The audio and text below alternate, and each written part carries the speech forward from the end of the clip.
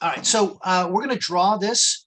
So a couple things you should see. You're going to, if you look very closely, you know, there's actually a half a cube in here. We're going to start drawing some circles or ellipses, and I'm going to follow this as closely as I can. So let's see what that's all about. And so, all right.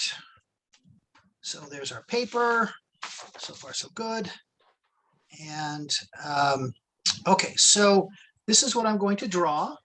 And so I'm going to follow the steps that that we're looking at. So I'm going to zoom in here. Let's look at how you go about this. This is actually a really good methodology to follow. So I'm going to essentially draw this. It might be a little hard to see here, so I will highlight it a little bit on my version. But if I would highlight this, you're going to see essentially a little rectangle in here is what we're doing first. So I'll just highlight this so you can see it. All right. Actually, I'm having trouble seeing it myself.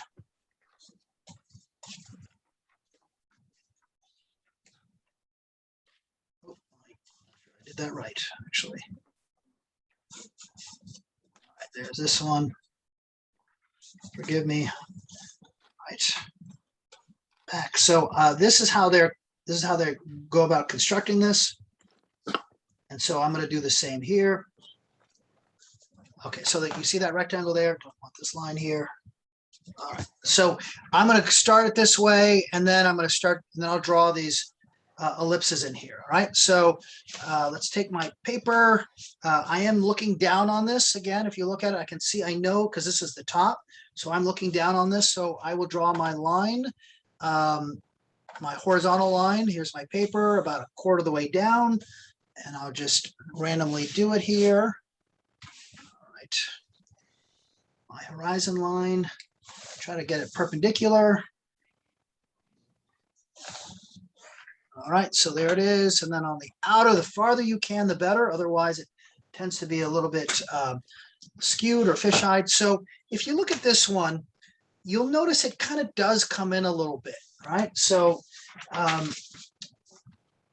because we're looking down on it, the top, the perspective kind of goes down. I always kind of use the analogy that the third line might be your belly button, but let's go ahead and draw. I'm going to draw this leading edge here first. So I'm just pretty much doing it anywhere on my paper.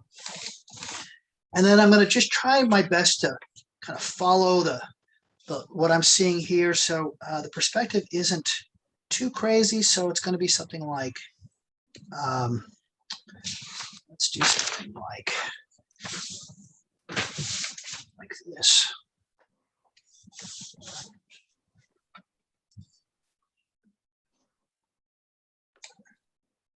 And then I am making a rectangle. So this is kind of skewed, I can already tell a little bit, but I'm going to go ahead and pinch this in a little bit so it's coming in like the drawing is. So imagine that these two lines converge on your belly button. All right, so there's that first part of this rectangle. So I've gotten this area done. Now I'm going to make this, give this some depth. So I'll go to the other line. And so there it is on the top of my screen. So I'll do something like this and this. And this is a tape measure. So I have to kind of think about, well, how thick is a tape measure? I don't see my tape measure. I always have one around me. So let's just do something like this. And again, I'm using my belly button. So it's going to get in the top, it's going to be bigger than on the bottom. And then go to that line here.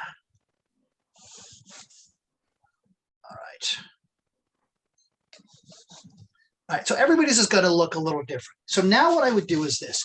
The easiest way to find the center of this line, of these lines, a little trick is you actually just go to corner. Right? That's the easiest way to find the center rather than try to measure it. And so if I know the center, then now I want you to think about this as a clock where you have a 12 o'clock, a 3, a 6, and a 9. So the fastest way to find the 6 and the 9 would be something like this.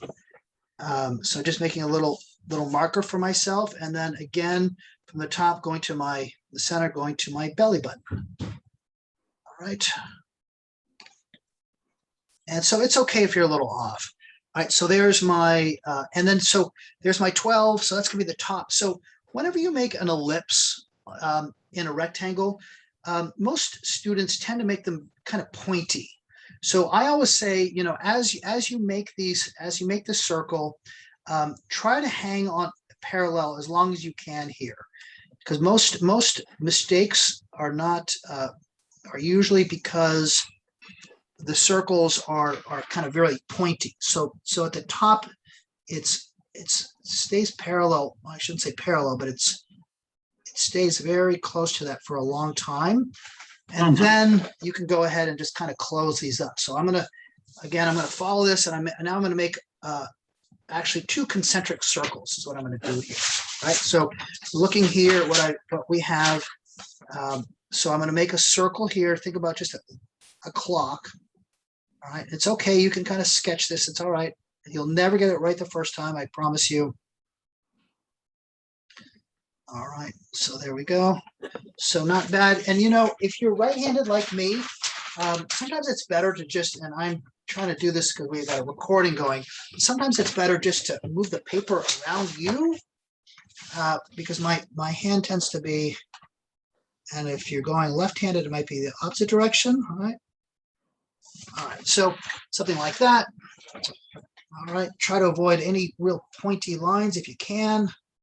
All right, so let's look at what we're doing here. All right, so following the instructions here. So there's actually a center circle.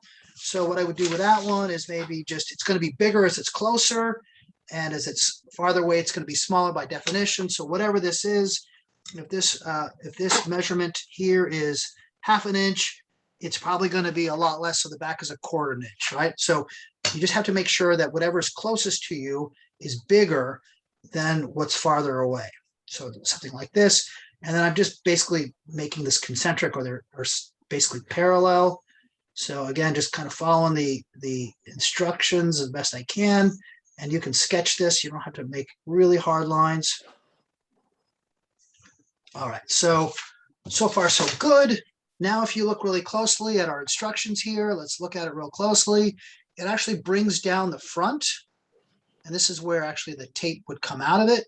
And so you'll see what we're going to do. We're going to bring this down, and then we're going to essentially make that a thicker object. So let's go ahead and do that now. So I'm going to bring this down, and so that's going to look something like. What's my finished product look like? It's something like that. So I'll come here and maybe come down. So again, going to my belly button, so to speak. All right. And then in the back, do the same. All right, so far so good. And again, I'm just following this as my outline here. And so now it's basically asking me to make this, give this some depth. Right, so I'm going to go to this back area here. So if you notice, I already have this rectangle set. All I need to do then is go to my vanishing point here from the top, right? And so I can do it from my 12 o'clock, kind of lightly, and then I could go from the very back of this too. And so there it is. Now I'll go to my 3 o'clock. I'll do the same thing there. And then again, at the very bottom where I wouldn't see it, just put a line there. So I'm just giving it some depth. And so now I would do exactly the same thing. And I would come down here and I would do basically what I did on the other one. Now I'm going to rotate this because I'm right-handed. All right, there we go.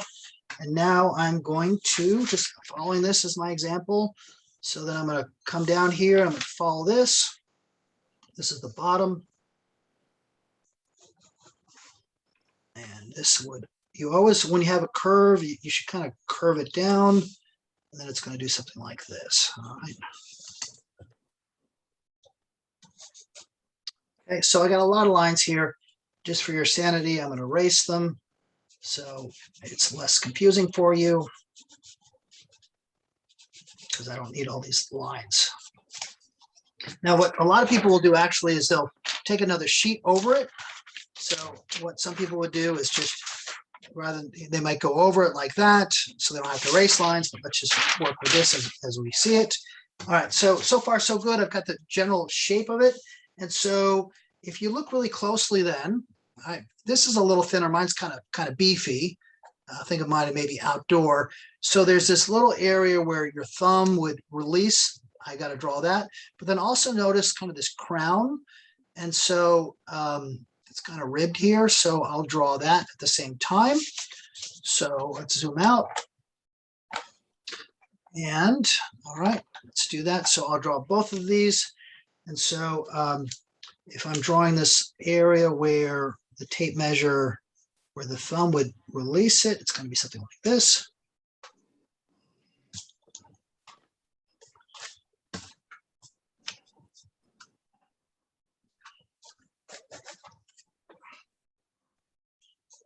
All right, there it is. Those two lines, do they go back to the vanishing point? All right, hang on here. So yeah, going to the vanishing point. Some little things, little tricks you can do here, because you know, this is kind of looking, this looks okay, but it still feels a little flat to me. Let's get rid of some of these lines. So maybe one thing I could do is, if this was really here, it might have some depth to it because I'm looking down on it. So I might do something like, depending on what's going on, you know, you can give something like this a little bit of depth in there. But let's go ahead and draw the crown of this. So I'm going to just essentially try to replicate what I'm seeing here. So there's 1, 2, 3, 4, 5 of these. You know, you can kind of make these up on your own. So I'll do one here. They'd be bigger as they get closer to you. So maybe 3 of them or 4 of them, whatever fancies. All right. And then as they go back, they get a little smaller. And they're following this. All right, something like that. And then again, so to Percival's question, so then I go, I try to follow these to the vanishing point here. The tops of them anyway.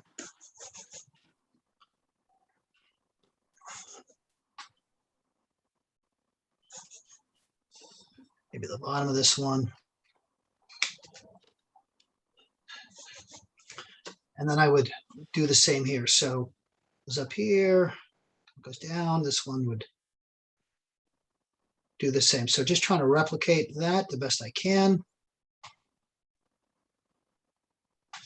All right, so not bad, not perfect. It's all good. All right, so there we go there. All right, so then there's a little button here I have to draw. What I might do just for kicks here is just make the opening of this tape measure. And I'm kind of eyeballing it, so it's bigger here than it is there. But I'm going to draw where the tape measure comes out. So it's going to be something like this. And then what I'll do is I'll actually, using on the other side, I'm going to extend this out. So it would do something like, make it a little bigger.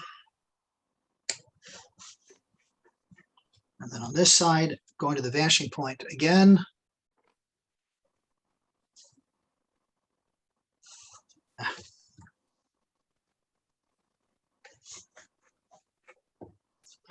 And this is going to the vanishing point up there.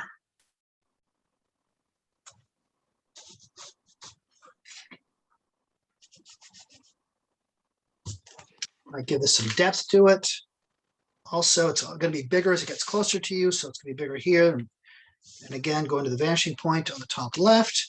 And as you start drawing these, you kind of cognitively, you just know there's a vanishing point back there. Just and there it is. So I've got this here. All right. So then this would go down to my belly button.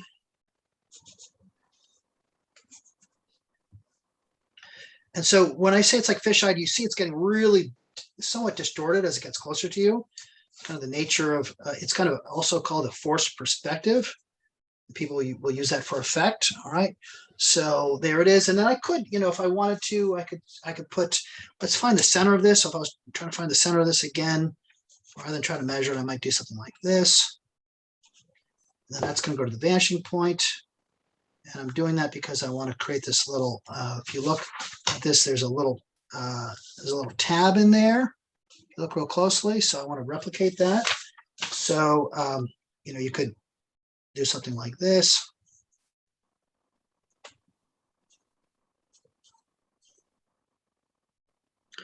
You could put, if you're going to put increments here, you do something like this.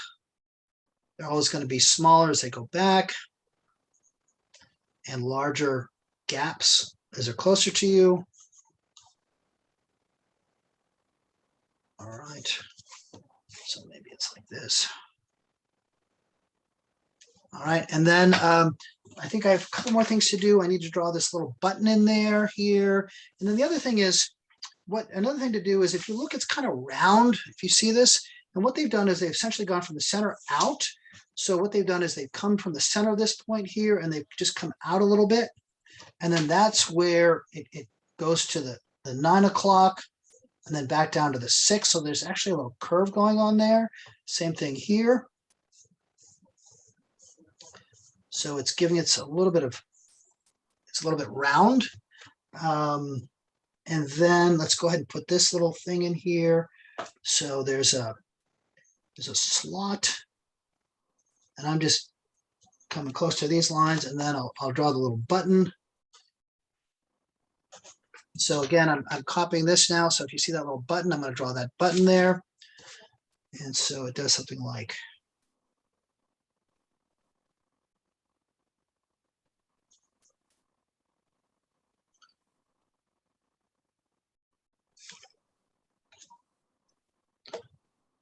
Okay, trying to keep track of our time here. I think you guys get the idea of what we're trying to do, and I could add more detail here. So there's some little for your thumb.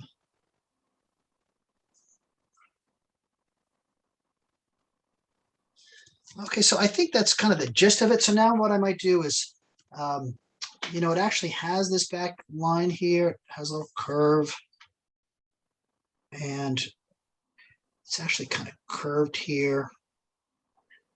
All right, you might not see this line right here, but you definitely see it like this. So a good thing to do when you're done drawing a product like this is kind of go over the outermost part of it. It can be helpful just kind of make it pop. It's just kind of have the outside lines showing. It's okay to erase. And so I might go here, and you can see kind of right there. So thickening up the outside of it can help define it in its space. All right. And this is where people might use different leads of pencil or markers. I'm just going to go around the entire outside of it and just darken it up just to make it pop a bit.